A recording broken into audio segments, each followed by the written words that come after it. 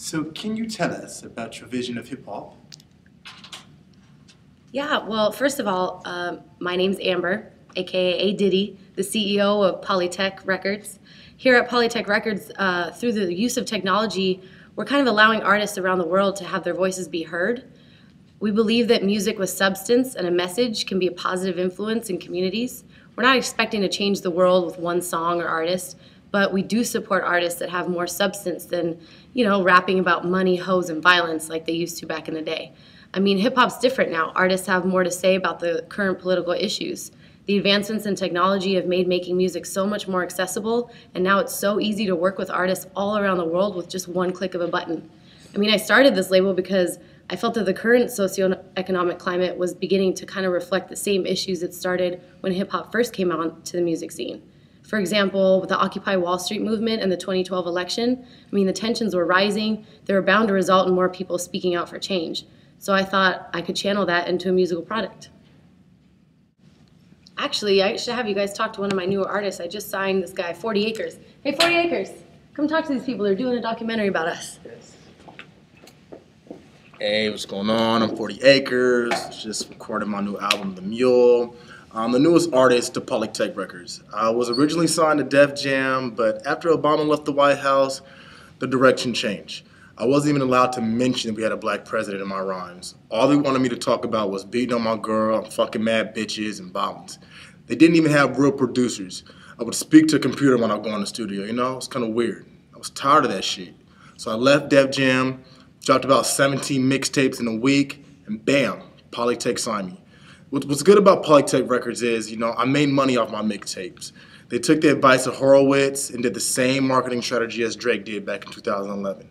Giving free music to my fans to get a bigger fan base. Polytech allows me to rap about what's really going on in my life and community. When Obama was in office, it seemed as if black artists had more pride in their content, just like journalist Stanley Crotch predicted in 2008. I want to get back to that. You got to understand that I'm part of the post-hip-hop generation era. I come from a time that wasn't talking about shit important. I want my music to resemble what hip-hop was founded on, the real problems in my community. But I don't want to just focus on my community. Let's focus on the people that have been dying of AIDS. Let's focus on global issues, Sup, I'm one of the head producers on Polytech. I'm DJ Right Quick. Let's be real. Shit has gotten so much easier than in the past. I mean, this is my studio right here.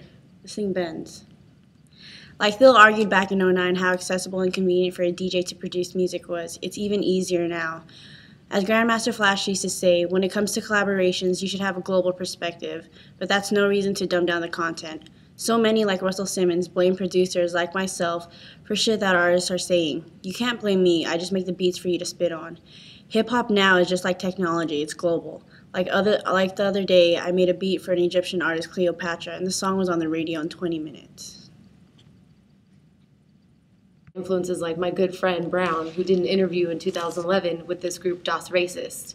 The group made party music, but it was with substance too. I mean, they used humor to discuss real global issues. It's kind of what I would call like satirical rap. They paved the way for Polytech artists like 40 Acres. I mean, he can still have fun, but talk about more than just the typical BS. Also, back in 2011, I read an article by Karoma on how people like Russell Simmons, Jay-Z, and 50 Cent started involving themselves in political movements like Occupy Wall Street back in 2011. Hardcore also argued back in 2011 that Occupy Wall Street was an act of resistance to old ideologies, and because the movement was leaderless, it refused to follow the old school rules of protest. That's kind of what we're doing here. I mean, we're rejecting what hip-hop used to talk about, and now we have become more of a conscious, focusing on important global issues. I mean, all of this helped pave the way of this more political activism through hip-hop. All right, let me keep it 200% real. That's how we do it in 2020 now. I'm just as big in Iceland and Cambodia than I am here in the States. I don't even tour over here anymore. Once I did that trek with Bjork, I was an international superstar, and Bjork had her first #1 single here in the States because of our collaboration. Just like my good friend Harris argued, hip-hop is a voice of struggle, and everyone needs healing. So we took it upon ourselves to go on a church tour. It's just one more way for us to be, as Gosa quoted Rose saying, raptivists. So I was talking to my boy Patterson, the guy that writes for CNN. Well, he did an article on soft robots back in 2011. Who would have ever thought that robots would be influencing advancements in the medical field all the way to hip hop? I mean, I'm about to do a collaboration with a robot tomorrow. You see my boy right there? See him? Yeah, that's Plex right there. You know, we about to get in the studio tomorrow. We just stay making movements. Polytech is more than a record label. We've used the advancement of technology to our advantage.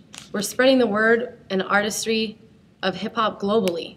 These new high-tech robots and bendable screens have made the studio more portable than before, which makes it even easier for my label to release more mixtapes with other artists and drop even more records even faster. Some may think of it as a negative thing for hip-hop, but I honestly see it as a beautiful advancement for spreading the creativity and positive influence of hip-hop.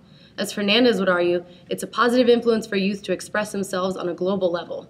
We even work closely with hiphop.com to use hip-hop as a way of keeping young people's attention and educating them in areas like science, technology, engineering, and math. Just as Madison argued, this makes learning relatable and even fun. It's our involvement as a company with things like this that contribute to this Polytech hip-hop era.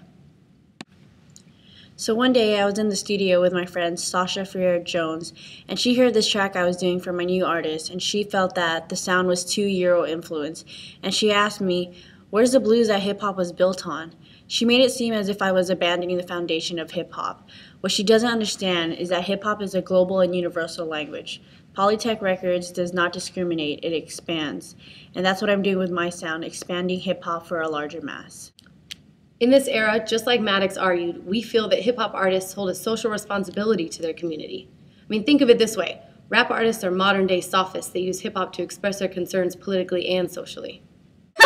Oh, absolutely. Oh, my name is Sen, and after watching the documentary behind the scenes of Polytech Records, I think what they are doing for the hip-hop music industry is great. Although I have argued that more independent artists are gaining success due to the advancements in technology, I think this record label is doing a great job of putting more power back into the hands of the artists. By using these new technologies in the music production, the artists are able to connect more with their fans. Great point, Sen. My name is Pud Kalika, and I feel that the record label is successful in allowing its artists to voice their political opinions in their content, which in turn allows us to better understand and modify our worldviews, while also encouraging more activism in our communities.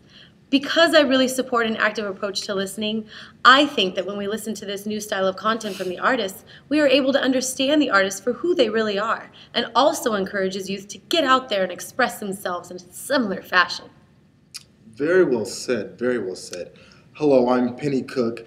You know, there was a time when hip-hop was solely based off the black culture, but it's larger than that now, you know? It's a commercial product that has a major global influence, you know? It's a universal tool for our youth to express themselves and to show the rest of the world their life experience.